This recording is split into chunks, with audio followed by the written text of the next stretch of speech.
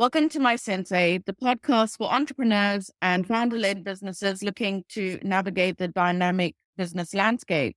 If you're new here, I'm your host, Denise Crayson, and I'm joined by Ravi Ranganathan from Chennai. And today we are continuing the topic of navigating the future, the evolution of work in the next 3 years. Ravi, welcome to the show. Thank you. We're going to jump into our first question, which is what skills will be most valuable? So I've been looking at some of the data and they've been talking about things like increased remote work, the rise of the gig economy, which we touched on actually in the podcast last week, and a greater focus on employee well-being and flexibility. It also does mention the automation and also artificial intelligence. We'll take remote work as such, right? I think very powerful concept.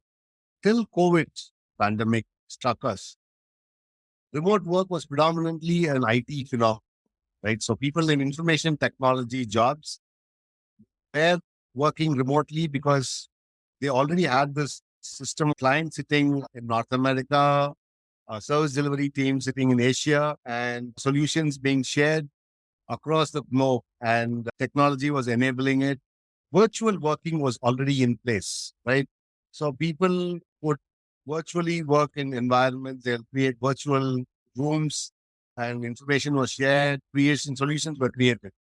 Now, what happened after that in COVID time is people realized that you could do remote work across industries, not only information technology. For instance, two particular domains which got onto this bandwagon very early was financial services, right? Financial services, today, so much of financial advisory, banking, your remittances, your transactional work with financial markets happens through remote channels, right? So much of remote work is happening in that space.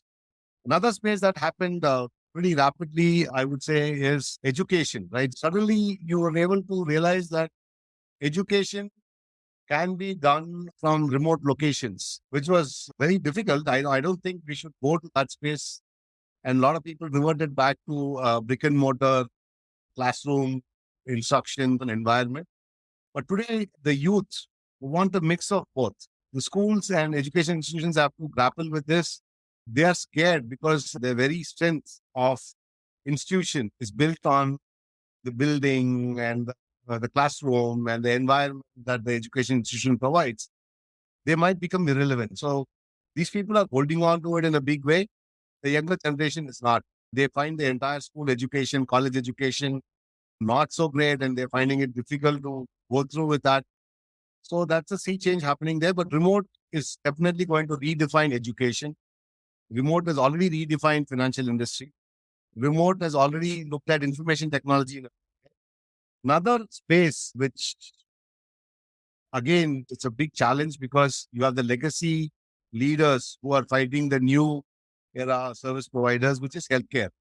I'm told that there are huge amount of virtual surgeries that are being enabled where low-level healthcare professionals, doctors do surgical procedures assisted by senior surgeons across the world. There are nursing staff, there are first response workers who move into remote locations and serve people using technology. There are devices that monitor people's cardiac functions, stroke, their blood pressure, and so on and so forth, and advise them on how to be safe and healthy. So remote work is coming into healthcare, but I still feel there's a legacy team which is resisting the whole change, and it's going to be a big battle how healthcare pans out, similar to what education business is. And I think another space remote is very interestingly work. And I hear this very often now is foods and beverages, right? You might have heard of this word cloud kitchen, right? Cloud kitchen has become so popular now. People cook it in one place and they just serve it across various restaurants or eateries. It's a kind of a hybrid remote space, right? So earlier, cooking used to happen in one space. Today, it's happening in one space and spread across large location. There were a lot of IT people who came out of IT and they started these cloud kitchens with deliveries happening The gig economy is another thing that we can relate to this. Foods and beverages business is also transformed. Remote work today, interestingly, is percolated down to manufacturing. So earlier, you used to come to a factory to mass produce things. Earlier, you used to come to a factory to produce automobiles. Today, there are people who are saying we can micro produce things in local locations. So we can get all the parts and assemble it here and deliver the product to the customer. In a way, remote location is becoming a very common thing across industry. It's going to become even more common. And I think it's a new wave that people have to embrace. So it's not, I'm in an industry where remote will not work. So I can't think of any industry today which can say that remote does not apply to me. It's there, Yeah, it's coming. And as entrepreneurs, we have to see how to make it happen. I agree with you on that. And I think for those organizations that are maybe resistant to that change, it is going to be something that they are either going to start to learn how to adapt to it now in the comfort of having the time to do it before they're actually forced to. There's definitely a cultural shift where we are moving towards that, whether in push and pull factors. So, for example, talent is actually demanding to have more remote working environment. So that might be a push factor where they're forced to actually adopt this, because if they want to get the people that they want to have working for them and the talent, then they are going to have to create the right environments that will be able to attract them, especially now that we have a war on talent. So, Remote, other yes, things. the other question was on employee well-being and also flexibility. So powerful. I was with HR teams for almost a decade and I was in learning and development and I worked closely with HR teams. Earlier, HR, human resources management or human resources development was driven around recruitment and placement and compensation mapping. So it was predominantly driven by these things. How do I get the people and how do I give them the right salary and how do I keep them in the job? It is to a large extent, even today, that is what is driven from HR perspective. But then I think there is a big role where the newer, younger startups are going to look at employee well-being and overall development of their employees as part of their growth strategy, right? There are few startups and even large companies like Google, for instance, for a very long time. For the last 2 years, be something of a challenge for many Google employees. But Mhm. for the last decade or so, Google was an amazing place to work. It was pet friendly. You had food on the counter. You had phenomenal workspaces. You could play sports there. You had so much of well-being focus in Google. But today it's changed. When the leaders had no pressure, it was like, let's have fun and we can do whatever we want. And the minute they had little pressure, they are firing people, they are threatening their employees, and all kinds of funny things are happening there. So it's a difficult game to play. NVIDIA, I'm told, is a very performance driven work culture there. One of the things that NVIDIA is very proud of is that they never lay off employees. Today, job security is such a big issue with so many people, and Mhm. they are in this constant fear of losing their jobs. And that's going to put so much of pressure on them when they perform. And they're going to be an S man and do what the boss is asking them to do rather than come up with what is the right thing to do for the organization. They love the organization, they want the organization to do well, but the stress that they go through makes them do things which might not be the right thing for the organization. NVIDIA is a great example of one of the things that worked extremely well, which is the way they have assured the employees that you will not be fired, which is so powerful. And there have been so many cases of people who have left very large organizations and built great organizations of their own. Finding the right talent and giving them the space to perform is going to be a big challenge. I don't know, many people in their growth story, they forget the people, right? Mhm. And some of the organizations that I've come across in India, there is one organization called Freshworks, a small organization rapidly growing, but then they're doing phenomenally well because the people love the company and they want to do something for the company. They are making the company happy. Their CEO is driven by empowering people and enabling them and giving them the space. So there are organizations like that across the world. I still feel there's a ton of things that can be done on employee well-being, but it's a difficult task. It's a difficult task because every quarter you have to show numbers, your profits have to go up, your revenue has to go up, you have to open up new markets, you have to innovate, bring new products. People seem to be pushed down in the hierarchy, right? You're not going to get your stock price going up. You're a good boss. Yeah, and that is definitely an area of concern. If you look at what is the goal of the firm, it's to maximize shareholder wealth. And when you Sure. look at things that are happening in the market right now, like you've mentioned, Google moving from the culture that it had before, which was very staff centric, to now having behavior that doesn't actually display being staff centric. IBM is letting go 50% of its workforce. And when they announced it, there was a significant surge in their stock prices. And when you look at things like that, and it's not just IBM, not just tech companies, you've also got Nike, Tesla, Citigroup, eBay are also on the same path of letting people go. It definitely has changed. I saw a study recently where 40% of corporate leaders had said that they were anticipating similar reductions in their organizations in 2024. They didn't say in the future, they said in 2024. So it's clear that the future of work is really changing rapidly. Potentially, we are moving away from the wage earning jobs towards becoming people that are self employed and working for ourselves.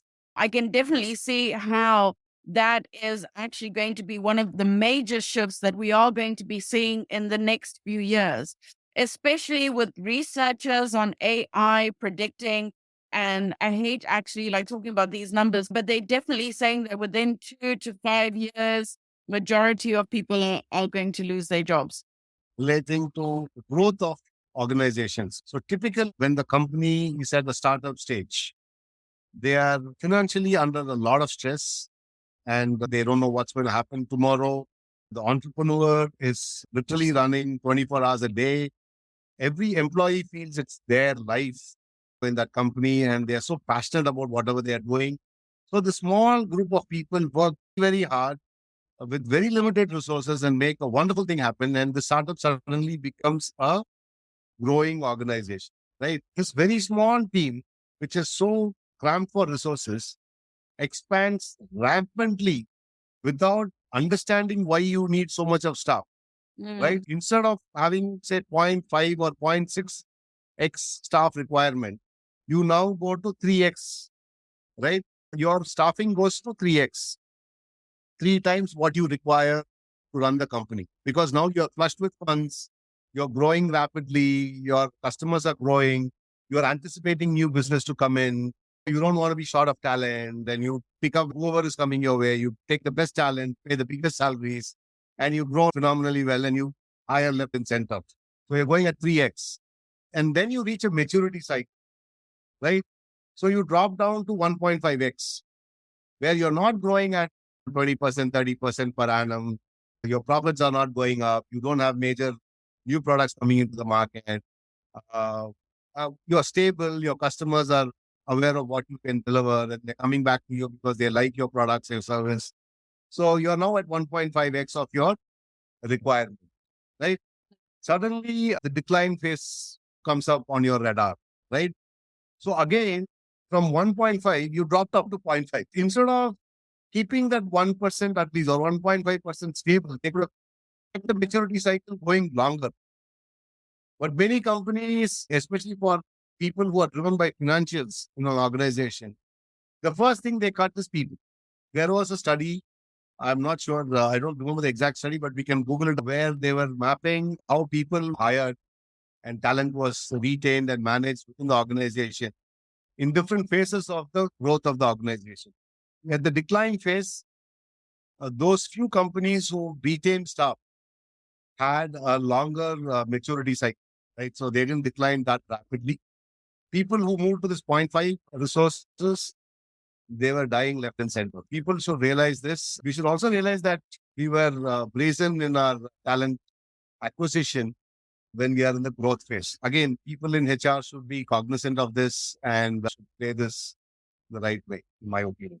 Ravi, I don't think it's just HR. So normally you might have a disconnect like in senior leadership teams where they don't understand the consequences of different actions and decisions that are made in business. I have an accountancy background, but I pivoted and I moved into HR, and I was able to see some of the decisions that I made when I was just finance, especially around staff. Usually when the companies are looking to claw back on cost, one of the first things, like you said, is that they'll get rid of contractors, get rid of temp workers, and then go through like a couple of redundancy rounds. But then you compromise your ability of being able to execute on the deliverables that you actually have. You compromise on the quality of them, you compromise on the time to completion as well, which then will tie into reputation and reputational damage. And I actually think that it's important, for example, for HR leaders to understand finance and for finance leaders to also understand HR. HR. Yeah, exactly. Because the finance people have to make the decision because there's a business requirement to make that decision, right? They have to manage cash runways. There's only certain things that can be done, but the communication is key. And if you don't understand what is being communicated, if there's a disconnect there, you won't understand the level of risk associated with whatever decision that you're actually making. So you don't mitigate for that risk. So, for example, yesterday we were having a conversation on project management, right? And we we're talking about how there are tools, for example, resource utilization. That's something that HR can actually use, because when you're looking at the optimal resources, and you had mentioned companies being flush with cash when they go for an investment round and they get their first injection of cash, and then they just want to recruit as many people as possible, anticipating that it will result in growth.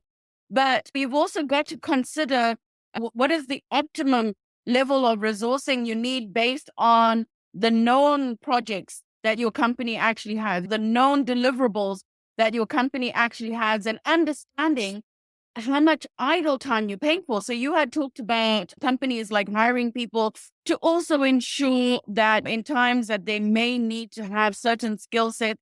I understand there's certain skill sets that are scarce and difficult to come by, and you want to be able to secure having them in-house for you to be able to explore and exploit opportunities.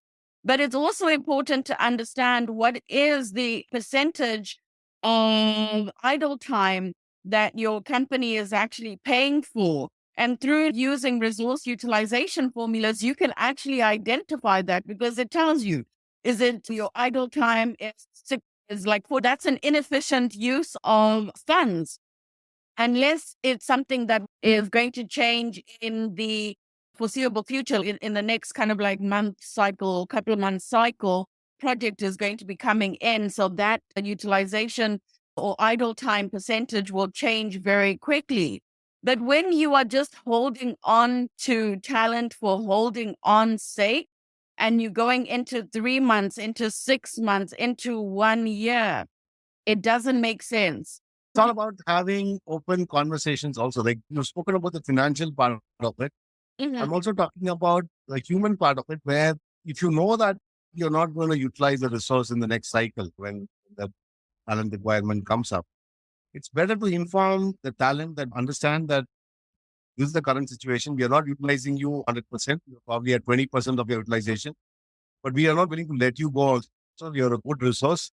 If you have good opportunities, explore them. We are willing to support you. But remember that we are always supportive of you and we didn't let you go when we really didn't use you. We are not just driven by financials, we are also driven by your human understanding. We are willing to support you in your transition. And if you want you, we would like to have you back because we see an opportunity coming in the future. We'll pull you back. I'll give you an example. There was this very large European company who was into cloud support. In 2020, when a lot of work was dropping, pandemic was across the world, a lot of issues happened, they downsized rapidly. They downsized to an extent where they were almost 50% of their cloud infrastructure support staff. Right? Come 2022, they were overwhelmed with business rebound on cloud. They didn't expect this volume of business migrating into cloud. and cloud services became through the roof. So every resource they were paying, say $40,000 or $30,000. Now they had to pay $60,000, 70,000, double what they were paying earlier. And they were not getting the same experienced staff because the people who left, they understood the company's culture, the cloud company's protocols, the processes, the business needs, the client expectations, and so on. So to bring them up to speed took them another 6 months. So the effective loss was almost 3x of the money they would have spent on retaining that stuff, right? And come 2023, again, the business came down. The volume started dropping. And now they were saying that we can't pay you this high salaries. Now we are going to let you go again. These people who left other organizations came in here and they are like now frustrated. Now they are in the performing stage, but now they are uncertain about their future and nobody really knows who's going to be discharged. So this kind of people management, in the name of being financially prudent, also puts a lot of pressure on people, right? Ultimately, we are a planet filled with human beings and we need to have a human angle to what we are doing.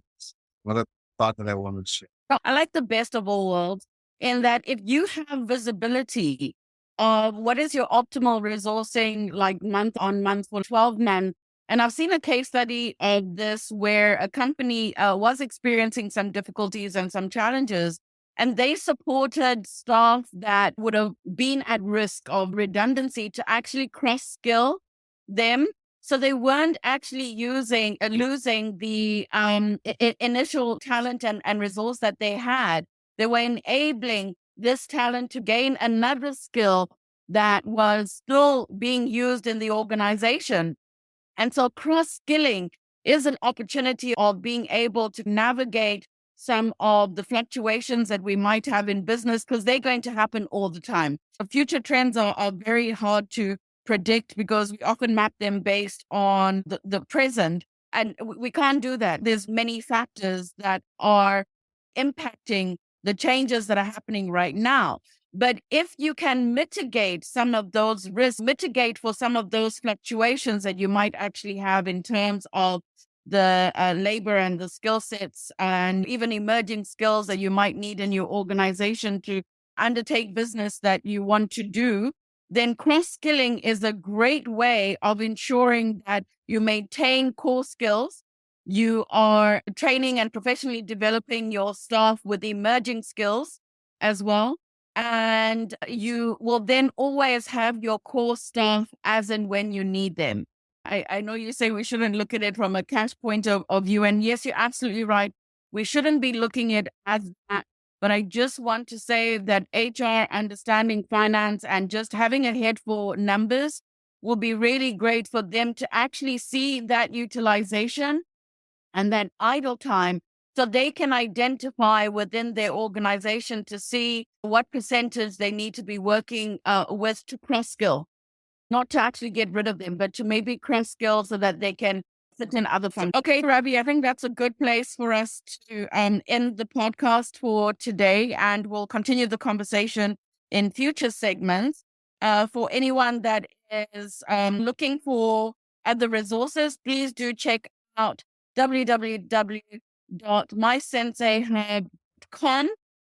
And we would love to have you back joining us on future conversations. Ravi, thank you for today. Until next time. Thank you.